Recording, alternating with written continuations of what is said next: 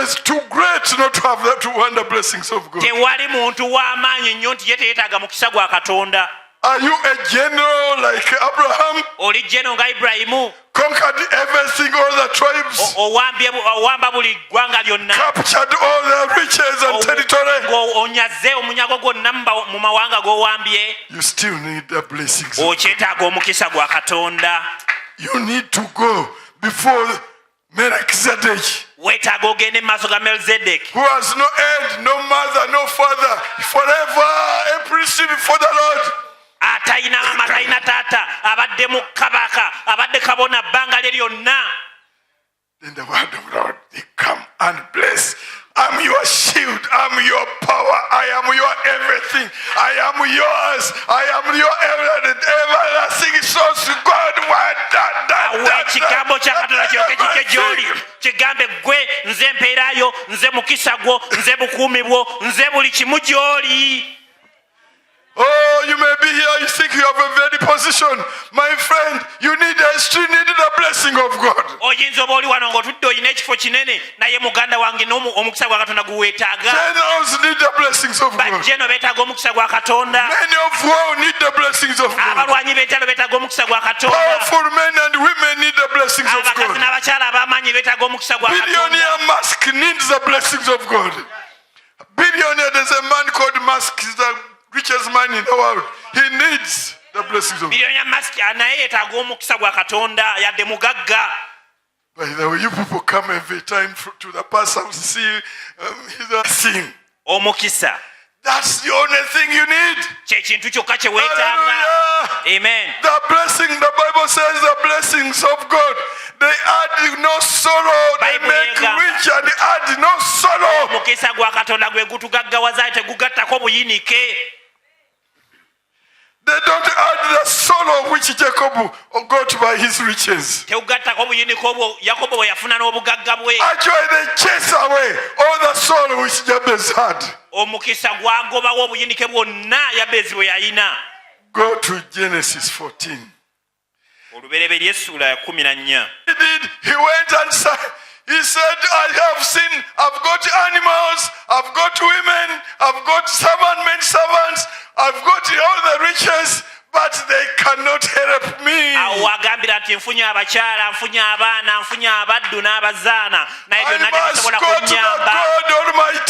Nteekeddwa okudda eri Katonda ow'amaanyi. I will go to the God who gives the blessings which add no sorrow. N'agenda ewa Katonda agaba I will go to the God of Israel. N'agenda eri I Katonda wa will go back to the God of Abraham, the n'addayo eri God of Katonda wa Isaac. Ibulayimu, Katonda wa Isaaka. I will go to what I have missed. I will go to your God.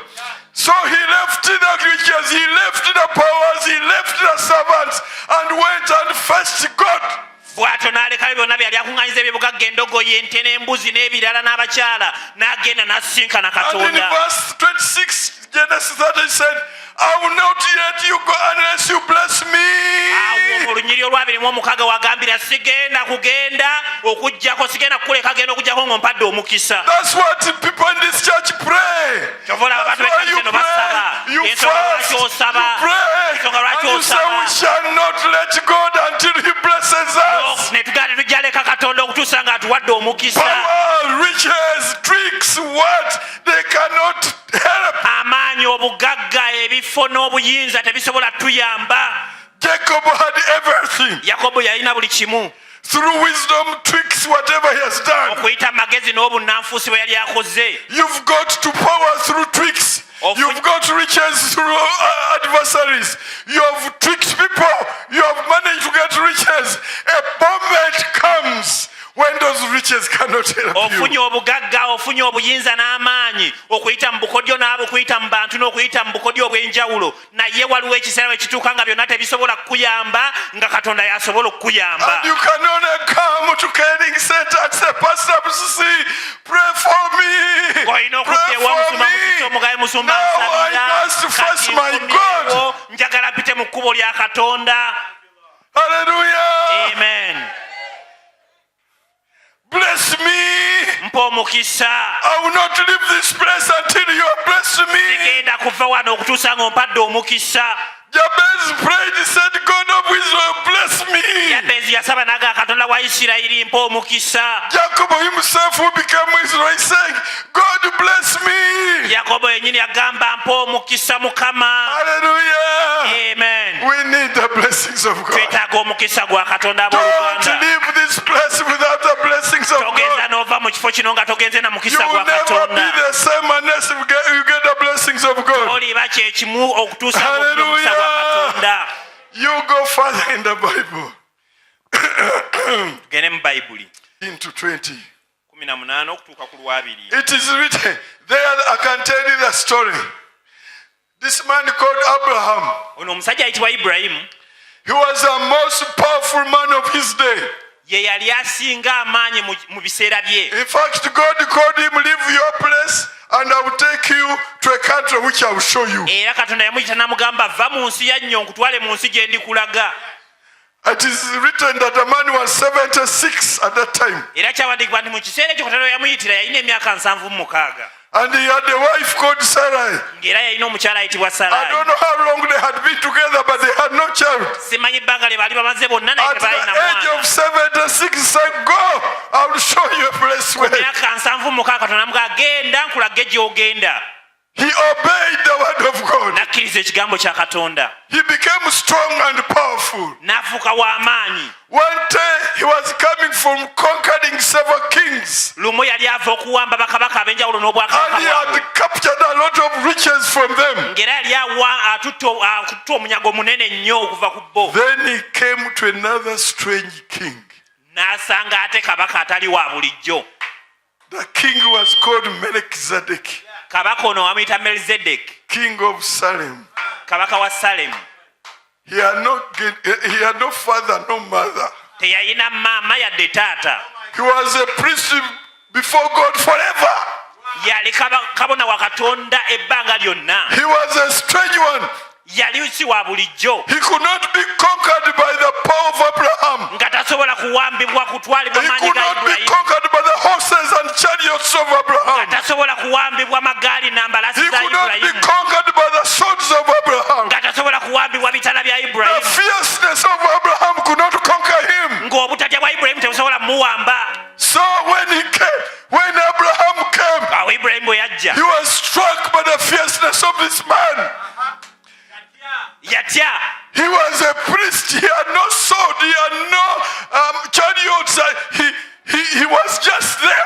Ono gwe yali alumbaganye yali talina kitala talina magaali talina mbalaasi naye ng'ayimiridde buyimirizaawo ye kabona. He was a priest of God forever. Yali kabona wa Katonda ebbanga lyonna. So he just came Yajja buzi and blessed Abraham. n'awa Ibulayimu omukisa. Abraham had never seen such a thing. Nga Ibulayimu takirabangako. And he just got whatever he had and said, a tenth of it, I give it to you. Yakwata buli kimu kye yalina n'agamba nkwate ku bino mbikuwadde. That's the first time that a tithe was given. Ogwo gwe mulundi ogwasookera ddala okuwa ekimu eky'ekkumi.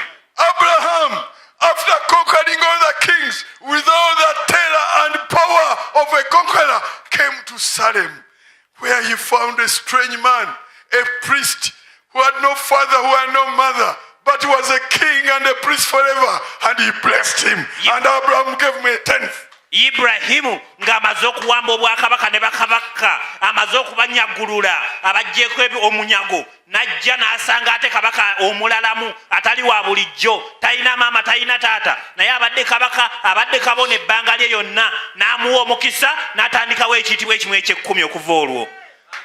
And it is written in Genesis 15:1 that very night, Tukisoma mu lubereberye essula 14 olunyiriri olusooka nti okuva ku kiro ekyo the word of the Lord came to Abraham ekigambo kya Katonda ekijja eri in a Ibulayimu. vision. Do not be afraid, Abraham. Nti totya I'm your shield. Ibulayimu, nja kukununula Your very great reward. n'empeera ennene. Do you see the blessings of God? Olaba omukisa gwa Katonda. Hallelujah. Amen. Jabez said, bless me. Yabezi yagamba mpeera ddala And omukisa. God blessed him. era Katonda n'amuwa omukisa. Jacob said, bless me. Yakobo yagamba Mukama mpa omukisa. There all this charge of this man with 400 kanyamas. I can't stand against them. Bless me. And he was blessed. Mpa mukisa sina bwe nsobola kulumbagana musajja ono azze ne bakanyama bina era Mukama n'amuwa. Abraham the conqueror. Ibrahimu He came with all this great conquest. omulwanyi namige Met a strange man called Melchizedek nasika who blessed him. n'omusajja ayitibwa Melzedeki. And you see what happened after this. It is written in 15:1 Genesis. Era The ogenda word of the Lord came. ekigambo kya Katonda ekijja. When you pray to God, the word of the Lord will come. Bw'osaba eri Katonda ekigambo kya Katonda kikka ku ggwe. And the God of God is a double-edged sword. It cuts. When it goes like this, it cuts. Come down, it cuts. Era ekigambo kya Katonda kitala kya bwogi bubiri. Bwe kidda eno kisala, bwe kidda eno kisala. Buli we The kidda word of the kisala. Lord come. Ekigambo kya Katonda ekijja. When you pray for the blessings of the word of the Lord will come. Bw'osabira omukisa gwa Katonda ekigambo kya Katonda kijja. Hallelujah. Amen. You read in Daniel, when Daniel prayed, things were not coming, but the word of God came and told me, man, the devils, the mayembes, kusamia here, it has been happy, but I've come. Ojja kusoma mu Danyeri bwe yasaba waliwo ebyali biganye okutuuka naye bwe yasaba Katonda yajja n'agamba wabaddewo amayembe wabaddewo emisambwa wabaddewo olubaale naye byonna mbijjeewo Katonda n'atuuka. Hallelujah. Amen.